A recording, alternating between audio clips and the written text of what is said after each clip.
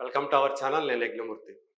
SSMB 29 ప్రస్తుతం Odisha schedule కూడా పూర్తి చేసుకొని ఆ యూనిట్ అంతా కూడా హైదరాబాద్కి తిరిగి వచ్చేసింది. ఈ సందర్భంగా అక్కడ కొంతమంది ఒడిశా అధికారులతోటి అలాగే అభిమానులతోటి అటు హీరో మహేష్ బాబు, హీరోయిన్ లేదా ఒక కీలక పాత్రధారి అయినటువంటి ప్రియాంక చోప్రా, అలాగే దర్శకుడు రాజమౌళి తీసుకున్నటువంటి ఫోటోలు కొన్ని ఇప్పుడు సోషల్ మీడియాలో హల్చల్ చేస్తూ ఉన్నాయి.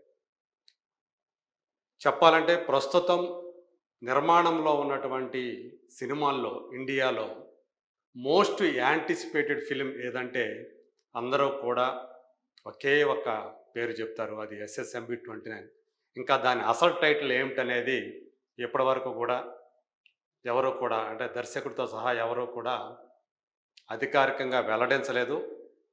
మహారాజా అని ఇలా రకరకాల పేర్లైతే వినిపిస్తూ ఉన్నాయి, కానీ ఇంకా ఏదనేది నిర్ధారణ కాలేదు. ప్రస్తుతానికి ఎస్ఎస్ఎంబి 29 అని చెప్పి వర్కింగ్ టైటిల్గా భావిస్తున్నారు. అంటే మహేష్ బాబు హీరోగా నటిస్తున్నటువంటి 29వ సినిమా.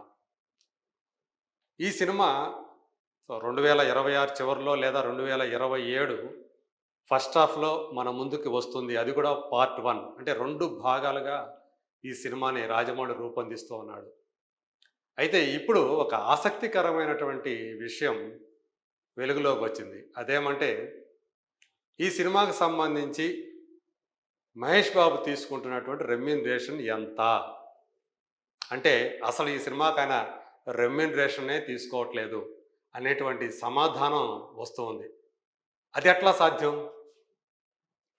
ఇప్పటి వరకు కూడా రాష్ట్రం దాటి అంటే ఒక కేవలం రీజనల్ సినిమాలే తీసుకుంటూ వస్తున్నటువంటి మహేష్ బాబు ఇప్పటి వరకు కూడా పాన్ ఇండియా సినిమా జోలికి వెళ్ళాల. అట్లాంటిది ఏకంగా ఒక పాన్ వరల్డ్ అటెంప్ట్ చేస్తూ ఉన్నాడు. మరి అలాంటి సినిమా చేస్తూ ఆల్మోస్ట్ 2-3 సంవత్సరాలు ఈ సినిమా కోసమే అతను పనిచేస్తూ ఉన్నాడు. మరి రెమ్యూనరేషన్ లేకుండా ఎలా చేస్తాడు అంటే అతను తన మోడల్నే మార్చేశాడు. తను తీసుకుంటున్నటువంటి రెమ్యూనరేషన్ మోడల్ని మార్చేశాడు అనేటువంటి సమాచారం తెలుస్తూ ఉంది. అంటే రెమ్యూనరేషన్గా అతను ఈ సినిమాకి నయా పైసా తీసుకోవట్లేదు. మరి ఎలా అతనికి డబ్బు వస్తుంది, ఈ సినిమాకి పనిచేస్తుందంటే ప్రాఫిట్లో షేర్ తీసుకోవడానికి అతను నిర్ణయించుకున్నాడు అనేది సమాచారం. మనకు అందుబాటులో ఉన్నటువంటి సమాచారం ప్రకారం ఈ సినిమా 1000 కోట్ల బడ్జెట్తో తయారవుతుంది. కాబట్టి దానికోసం 100 కోట్లు 150 కోట్లు రెమ్యూనరేషన్ అని కాకుండా ఈ సినిమా ఖచ్చితంగా పెద్ద విజయం సాధిస్తుందనే నమ్మకం ఉంది. కాబట్టి ఆ వచ్చే దాంట్లో షేర్ తీసుకోబోతున్నాడు ప్రాఫిట్లో అనేది మనకు అందుతున్నటువంటి సమాచారం. సో యాక్చువల్గా అయితే మహేష్ బాబును పక్కన పెడితే కొద్దిసేపు ఈ సినిమా కోసం రాజమౌళి 100 నుంచి 150 కోట్ల రూపాయల వరకు కూడా రెమ్యూనరేషన్ అందుకోబోతున్నాడు అనేది సమాచారం. అది కాకుండా ప్రాఫిట్ షేర్ కూడా ఉంటుందని చెప్తూ ఉన్నారు. ఇక అలాగే ఇందులో ఒక కీలక పాత్రధారి అయినటువంటి ప్రియాంక చోప్రా, ఆమె ఏకంగా 30 కోట్ల రెమ్యూనరేషన్ తీసుకుంటున్నారు అనేది ఒక స్పెక్యులేషన్ వినిపిస్తూ ఉంది. ఇప్పటి వరకు కూడా ఏ భారతీయ నటి కూడా ఈ స్థాయిలో రెమ్యూనరేషన్ తీసుకోలేదు. ఇంతకుముందు రికార్డ్ అంతా కూడా దీపికా పడుకోనే పేరు మీదే ఉంది. ఆమె అత్యధికంగా 20 కోట్ల రూపాయల వరకు కూడా రెమ్యూనరేషన్ తీసుకున్నారు. అది కూడా కల్కి సినిమా కోసం అని కూడా వినిపించింది. మరి ఇప్పుడు దాన్ని దాటి ఏకంగా 30 కోట్ల రూపాయల రెమ్యూనరేషన్ తీసుకుంటున్నటువంటి మొట్టమొదటి భారతీయ నటిగా ఇప్పుడు ప్రియాంక చోప్రా రికార్డు పుటల్లోకి ఎక్కిందని చెప్తూ ఉన్నారు. అలాగే రీసెంట్గా ఈ ఒడిషా షెడ్యూల్ తోటే ఈ సినిమాలోకి అడుగుపెట్టినటువంటి మలయాళ స్టార్ యాక్టర్ పృథ్వీరాజ్ సుకుమారన్, ఆయన రెమ్యూనరేషన్ ఈ సినిమాకి ముందు 5 కోట్లు 6 కోట్ల రూపాయలు మాత్రమే ఉండేది ఒక సినిమాకి. కానీ ఈ సినిమాకి ఆయన 15 కోట్ల రూపాయల రెమ్యూనరేషన్ అందుకుంటున్నాడు అనేది తెలుస్తూ ఉంది. మరి ఈ రకంగా చెప్పుకుంటే రాజమౌళి అయితే 150 కోట్లు, ప్రియాంక చోప్రా 30 కోట్లు, అక్కడ 180 కోట్లు, అలాగే పృథ్వీరాజ్ 15 కోట్లు, 195 కోట్లు, ఆల్మోస్ట్ 200 కోట్లు అనుకోండి, వాళ్ళ ముగ్గురికి వెళుతోంది. ఈ లెక్కన మరి మహేష్ బాబుకి ఎంత వస్తుంది?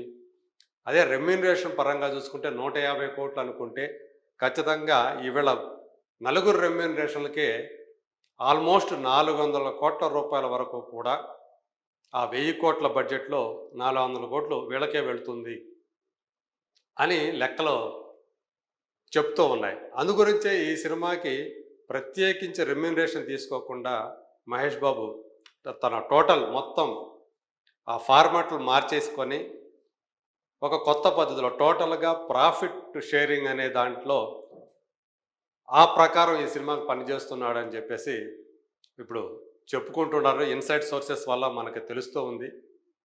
ఈరోజు దేశంలోనే అత్యధిక రెమ్యూనరేషన్ తీసుకుంటున్నటువంటి నటుడు ఒక తెలుగు నటుడే. అది కూడా అల్లు అర్జున్ అని చెప్పేసి చెప్తూ ఉన్నారు. ఆయన ఏకంగా పుష్ప 2 అనే సినిమా కోసం ఆయనకు అందినటువంటి మొత్తం 300 కోట్ల రూపాయలు అక్షరాల అని చాలా విరివిగా వినిపించింది. మరి ఈ సినిమా తర్వాత అంటే ఎస్ఎస్ఎంబి 29 కోసం ఒకవేళ ప్రాఫిట్ షేరింగ్లో ఎంత తక్కువలో తక్కువ వేసుకున్నా కానీ 100 కోట్ల నుంచి 150 కోట్ల మధ్యలో ప్రాఫిట్లు అందుకుంటాడు మహేష్ బాబు అనేటువంటి ఒక మాట అయితే వినిపిస్తుంది. అది ఇంకా అంటే ప్రాఫిట్స్ పెరిగే కొంది ఆయన అందుకునేటువంటి అమౌంట్ కూడా పెరుగుతుంది. అది 200 కోట్లు కూడా అందుకునే అవకాశం ఉందని కూడా విశ్లేషకులు, ట్రేడ్ వర్గాల వాళ్ళు ఒక అంచనా వేస్తూ ఉన్నారు. మరి ఒక్క సినిమా కోసమే ఎంత అందుకుంటూ ఉంటే ఇక మహేష్ సంగతి మనకు తెలిసిందే. అనేక పేరు పొందినటువంటి బ్రాండ్లకు ఆయన అంబాసిడర్గా వ్యవహరిస్తూ ఉన్నాడు. సినిమాలతో ఎంత సంపాదిస్తున్నాడో అంతకంటే ఎక్కువగా వివిధ ఉత్పత్తులకు బ్రాండ్ అంబాసిడర్గా వ్యవహరించడం ద్వారా ఎక్కువ సంపాదిస్తున్నాడు అని చెప్తూ ఉంటారు. సో దాంట్లో చాలా వరకు కూడా తను సోషల్ సర్వీస్కి పెడుతూ ఉన్నాడు. తను 2 గ్రామాలని దత్తత తీసుకున్నాడు. వాటి కోసం చాలా ఖర్చు పెడుతూ ఉన్నాడు. అలాగే హాస్పిటల్స్ కూడా, సో ఆంధ్ర హాస్పిటల్ కానివ్వండి, అలాగే రెయిన్బో హాస్పిటల్ కానివ్వండి, ఆయన విరాళాలు చాలా విరివిగా ఇస్తూ ఉంటాడు. చాలామందికి చిన్నారులకి అతను గుండె ఆపరేషన్ చేస్తున్నాడు. వీటి కోసం అయ్యే ఖర్చుని ఆయనే భరిస్తూ ఉన్నాడు. ఇలా అలాగే ఇవి మనకు తెలిసేవి, తెలియకుండా చేసే దానాలు చాలానే ఉన్నాయి అని చెప్పేసి ఆయన సన్నిహితులు చెప్పేటువంటి మాట. సో ఇలా ఒకవైపు ఎంత సంపాదిస్తున్నప్పటికీ కూడా దానిలో కొంత భాగాన్ని సామాజిక సేవ కూడా తను వినియోగిస్తూ, ఒక రకంగా చెప్పాలంటే ఆయన అభిమానులు అయితే చాలామందికి మహేష్ బాబు ఆదర్శం అని చెప్పేసి చెప్తూ ఉంటారు. సో కేవలం సంపాదనే కాదు, వాటిని ప్రజోపకరమైనటువంటి పనులు కూడా వినియోగిద్దాం అని వాళ్ళ నాన్నగారు సూపర్ స్టార్ కృష్ణ గారు అనుకునేవాళ్ళు. ఎంతగా ఆయన విరాళాలు ఎంతమందికి ఎన్ని కోట్ల రూపాయల విరాళాలు ఇచ్చారో లెక్కలేదు అని చెప్పి చెప్తూ ఉంటారు. ఒక చేత్తో చేసే దానం ఇంకో చేతికి తెలియదు అన్నంతగా ఆయన దానాలు చేసేవాడు. అందుగురించి దేవుడు లాంటి మనిషి అని చెప్పేసి ఆయనకి పేరు. సో ఇప్పుడు అదే కోవలో మహేష్ బాబు కొనసాగుతున్నాడు. కాకపోతే తండ్రిలాగా రోజుకి 2-3 షిఫ్ట్లు పనిచేసే రకం కాదు. తండ్రి 20-25 సంవత్సరాల్లో 200 సినిమాలు చేస్తే ఆల్మోస్ట్ ఈయన కేవలం 28 సినిమాలు మాత్రమే చేశాడు. ఇప్పుడు 29వ సినిమా చేస్తున్నాడు.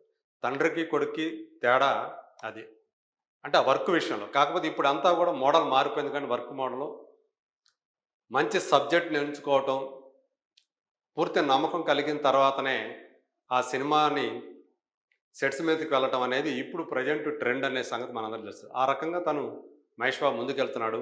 సో ఈ సినిమాతోటి ఎస్ఎస్ఎంబి 29 తోటి తన రెమ్యూనరేషన్ మోడల్ని మొత్తంగా మార్చేశాడు అని చెప్పేసి ఇప్పుడు వినిపిస్తూ ఉంది.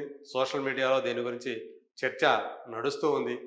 మరి ఈ సినిమాతోటి ఆ సినిమా ప్రాఫిట్స్లో అతను ఎంత లాభం పొందుతాడు, ఎంత అమౌంట్ అందుకుంటాడు అనేది మరి రాబోయే రోజుల్లో మనం చూద్దాం.